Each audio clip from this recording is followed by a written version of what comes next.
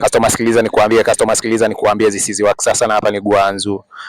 Customer, zamani si ulikuwa ukiona gari ndogo unaleta madharau, yani unasema kwamba aka gari kadogo aka hapa. Mimi kweli nikiwa mkubwa nikakosa, siwezi kukosa kagari kadogo kama aka. Tena unaongeza tena madharau mengine, unasema kwamba unaingia tu na kaendesha bila hata kwenda kujifunza VETA. Yani mambo ya VETA wewe sio mambo yako customer.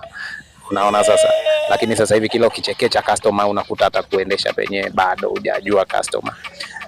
Kila ukichekecha mitikasi yako kwa gari kadogo kenyewe kameshagoma, lakini customer, mimi wa sasa nakuletea gari hapa, miliki gari hapa kwa shilingi 8,000. Usikadharau tena, sema ni gari bonge moja ya gari, ni gari naiuza shilingi 8,000. Customer, unapata gari yako mwaka tu unavyoanza tayari unakuwa umeshatimiza ndoto yako ya kumiliki gari.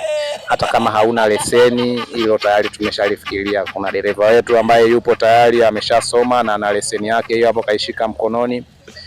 Namuona jinsi alivyokaa dereva. Dereva huyo hapo sasa kapiga pamba kutoka sasa kufika pendeza. Kajipata kiufupi customer kwao. Hasa kagari kweli unavyosema wewe, gari kama hii hapa kweli kama ikikushinda na shilingi 8,000 customer, basi sasa kumiliki gari sasa itakuwa ni ndoto ya mchana customer. Welcome customer, na Mungu mwenye yote akubariki.